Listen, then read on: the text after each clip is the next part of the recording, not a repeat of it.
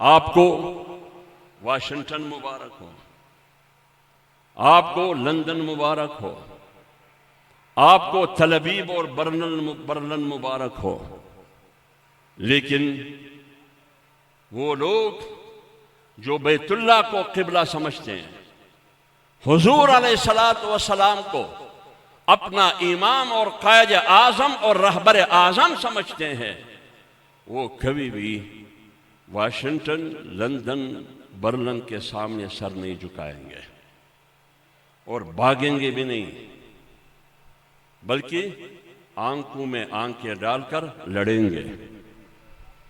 یہ ہے فکر شیخ الہند۔ آپ بانی دارالعلوم دیوبند جو مولانا قاسم نانوتوی تھا، آپ اس کے پیروکار ہیں؟ بتائیے ہاں میں پیروکار ہوں۔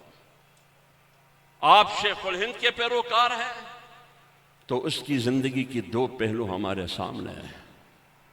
آپ اس وقت تک آپ کو پیروکار نہیں کہا جا سکتا جب تک دونوں محاذوں پر تم رجیم کے خلاف لڑنے کا فیصلہ نہ کریں۔ ہم فیصلہ کر چکے ہیں۔ یہ بہانہ نہیں چلے گی کہ دعویٰ ہوگا فکر شیخ الہند کا، دعویٰ ہوگا دارالعلوم دیوبند مولانا قاسم نانوتوی کا۔ میں تو دیوبند کے پیروکار ہوں، میں تو شیخ الہند کا پیروکار ہوں، لیکن آدھا آدھا نہیں چلے گی۔ آپ نے اگر پیروکاری کرنی ہے تو مکمل پیروکاری کرنا، یہ فکر شیخ الہند کا فلسفے کا تقاضا ہے۔ قاری محمد طیب رحمہ اللہ نے اپنے کتابوں میں لکھا ہے کہ اسلامی اور عصری سیاست میں کیا فرق ہے۔ ایک ہے دنیاوی سیاست، عصری سیاست، ایک ہے اسلامی سیاست۔ ان دونوں میں فرق کیا ہے؟ تو انہوں نے بتایا کہ دنیاوی اور عصری سیاست تین چیزوں سے عبارت ہے: زر، زمین اور اقتدار۔ بتائیے آج پاکستان اور آزاد جموں کشمیر میں زر، زمین اور اقتدار کی سیاست نہیں ہو رہی؟ بتائیے آج پاکستان اور آزاد جموں کشمیر کی سیاست پر دولت کا قبضہ نہیں ہے، طاقت کا قبضہ نہیں ہے، اور سیاسی اور جھوٹ منافقت کا قبضہ ہے۔ تو جو کچھ انگریز کر رہا تھا وہ آپ کر رہے ہیں۔ انگریز کے زمانے میں بھی سیاست پر یا تو طاقت کا قبضہ تھا، یا تو دولت کا قبضہ تھا، یا سیاسی منافقت کا قبضہ تھا۔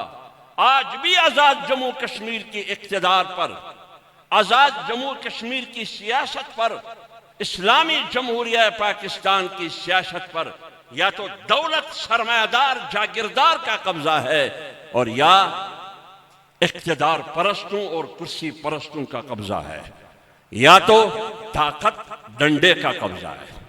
بتائیے ہے یا نہیں ہے؟ اس ذہنیت کے ہم خلاف ہیں، اور اس ذہنیت کی ہم برملا بغاوت کا، اس کے خلاف بغاوت کا اعلان کرتے ہیں۔ اگر آپ اس زمرے میں مجھے باغی قرار دیتے ہیں، بلا 100 بار مجھے باغی قرار دے دو، میں عبید اللہ سندھی کا بیٹا ہوں۔ وہ انگریز کی مقابلہ کرتے ہوئے ہجرت پر مجبور ہوا، کابل میں 7 سال گزارے۔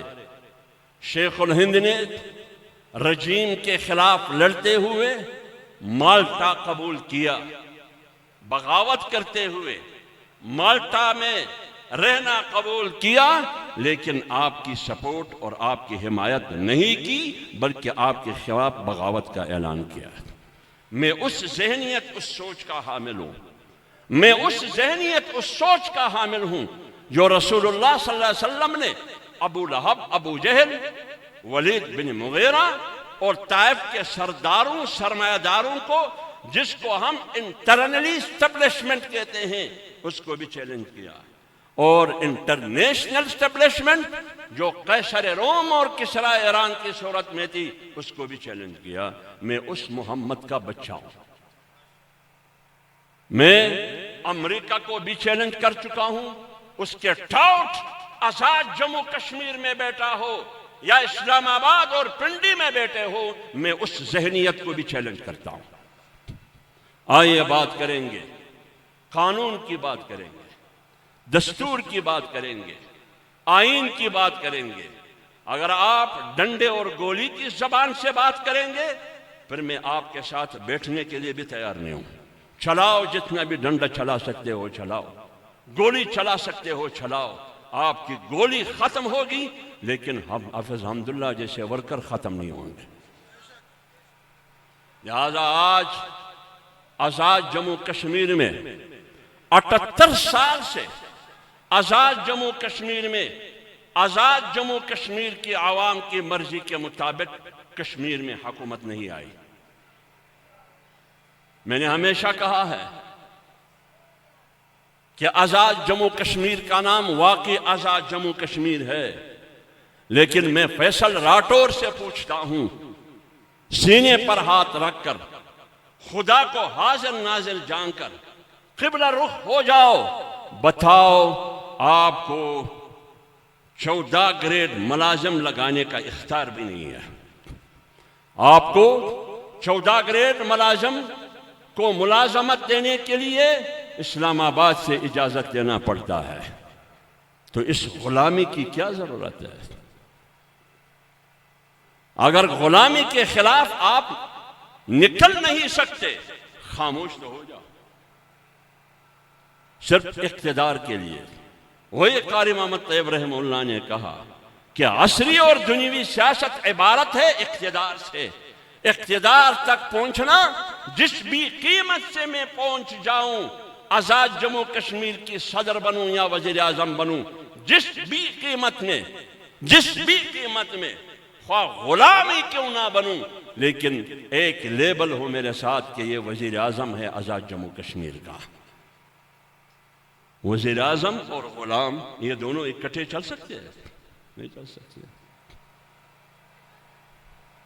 آپ کے فیصلے آزاد جموں کشمیر میں نہیں ہوتے، آپ کے فیصلے مظفر آباد میں نہیں ہوتے، آپ کے فیصلے یا تو اسلام آباد میں ہوتے ہیں بلکہ اس سے بڑھ کر پنڈی میں ہوتے ہیں۔ پھر بھی ہم اپنے آپ کو آزاد کہتے ہیں۔ میں اسلام آباد کی حکومت سے مطالبہ کرتا ہوں کہ یہ جموں کشمیر کے لوگ یہ بھیڑ بکری نہیں ہے۔ جس طرف آپ اس کو ہانکنے کی کوشش کریں گے وہاں جائیں گے۔ یہ آزاد قوم ہے، یہ انسانی حقوق ان کا حق ہے کہ ان کو ملیے، شہری حقوق ان کا حق ہے کہ ان کو ملیے، دستوری حقوق ان کا حق ہے کہ ان کو ملیے، ان کو اپنے زمین پر اختیار کرنے کا حق دیا جائے۔ آپ کو یا تو غلامی میں مزہ آتا ہے کہ قوم کو غلام رکھو، یا قوم کی خون بہانے میں مزہ آتا ہے۔ آپ نے، اسلام آباد نے اور جموں کشمیر، آزاد جموں کشمیر کی حکومت نے آزاد جموں کشمیر کی عوامی ایکشن کمیٹی سے 10 مہینے پہلے بیٹھ کر آپ نے معاہدہ کیا۔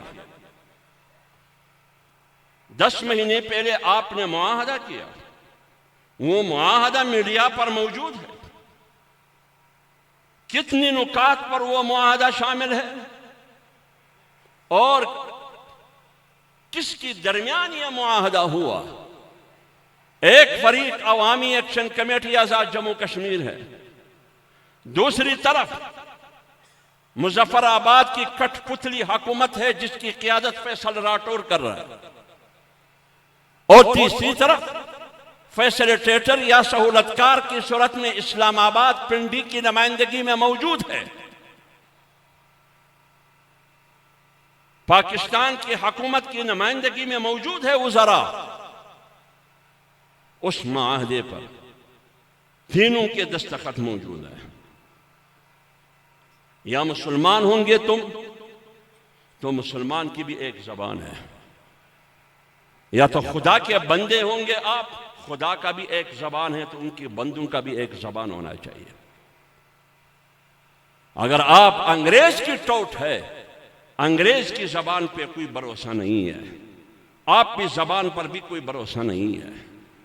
آپ نے معاہدہ کیا، اگر آپ پرامن آزاد جموں کشمیر چاہتے ہیں تو اس معاہدے پر عمل کیا جائے۔ آپ خوشحال آزاد جموں کشمیر چاہتے ہیں تو اس معاہدے پر عمل کریں۔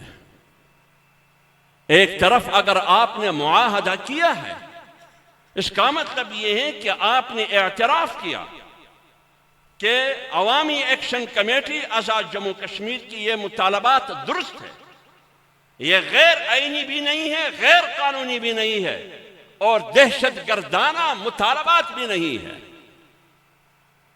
تو جب آپ نے 10 مہینے پہلے یہ تمام مطالبات تسلیم کیے، بزبان حال اپنے دستخط کے ذریعے یہ اعتراف کیا کہ ایکشن کمیٹی دہشت گرد کمیٹی نہیں ہے، ان کے مطالبات ریاست کے خلاف نہیں ہیں، ان کے مطالبات درست اور صحیح ہے، اگر وہ دہشت گرد تنظیم ہوتی تو پھر آپ ان کے ساتھ بیٹھے کیوں؟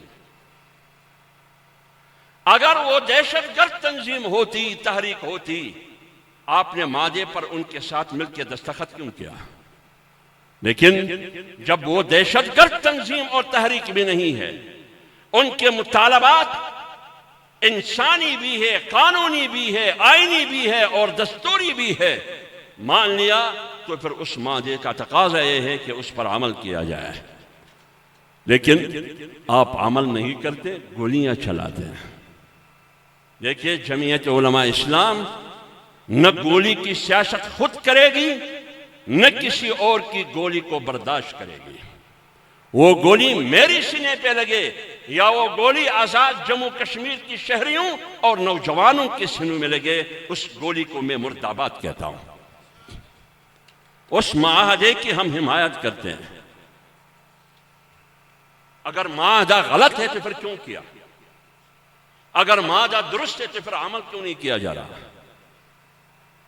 اور ایکشن کمیٹی یہ مطالبہ کر رہا ہے کہ معاہدے پہ عمل ہو جائے۔ کیا انہوں نے کہا کہ میں ریاست کے خلاف ہوں؟ نہیں کہا۔ کیا انہوں نے کہا کہ میں ریاست کی جھنڈے کے خلاف ہوں؟ کیا انہوں نے بندوق کندھے میں ڈال کر ریاست کے خلاف کوئی جنگ شروع کی؟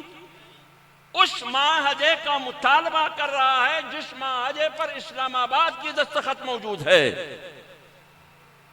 پھر آپ پابند ہیں کہ آپ معاہدے پہ عمل کریں۔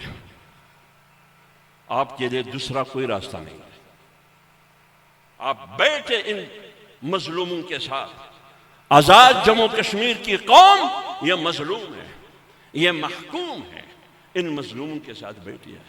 78 سال بیت گئے، آپ ان کو اپنے زندگی کا حق، آزادی کے ساتھ، خود مختاری کے ساتھ، انسانی حقوق، ان کی ووٹ کا حق کب دیں گے؟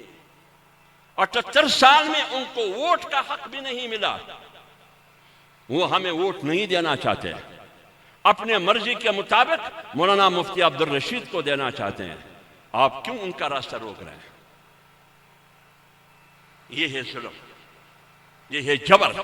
لیکن اس ظلم اور اس جبر کے پشت پر دولت کی طاقت بھی ہے، بندوق اور بارود کی طاقت بھی ہے، اور جھوٹ کی سیاست بھی ہے۔ اور انگریز کا حربہ بھی یہی تھا۔ اس کے خلاف مولانا قاسم نے بھی لڑائی لڑی، شیخ الہند نے بھی لڑائی لڑی۔ اس کے خلاف، اس ذہنیت اور اس سوچ کے خلاف ہم نے بھی لڑائی لڑنی ہے۔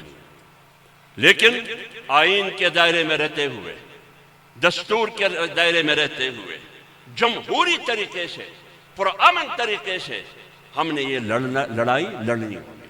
پاکستان میں ہم لڑ رہے ہیں، مولانا فضل الرحمان صاحب آئین کی عملداری کی لڑائی لڑ رہا ہے، وہ جمہور کی حکمرانی کی لڑائی لڑ رہا ہے، وہ انسانی حقوق کی بات کر رہا ہے بعین معنی کہ انسانی حقوق عبارت ہے تین چیزوں سے، یا تو عبارت ہے زندگی سے، جان سے، جان کی حفاظت، مال کی حفاظت، عزت کی حفاظت۔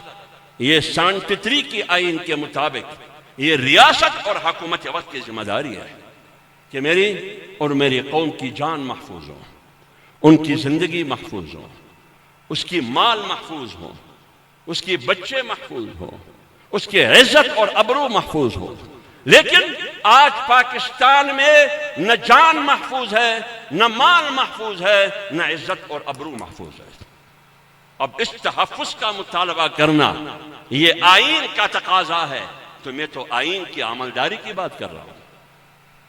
آئین نے، ریاست نے قوم کے ساتھ وعدہ کیا ہے کہ روٹی دینا یہ ریاست کی ذمہ داری ہے، کپڑا دینا یہ ریاست کی ذمہ داری ہے، چھت اور مکان دینا یہ ریاست کی ذمہ داری ہے۔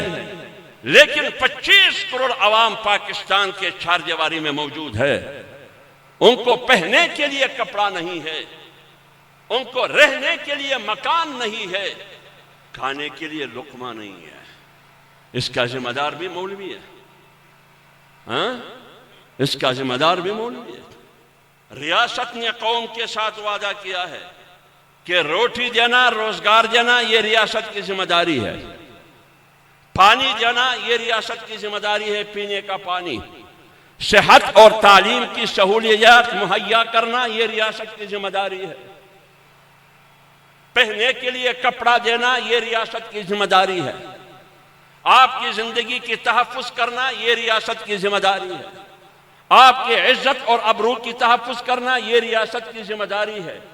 یہ کسی مولوی، کسی ہیرے غیرے کی بات نہیں ہے، یہ 73 کی آئین کی بات اور اس کا تقاضا ہے۔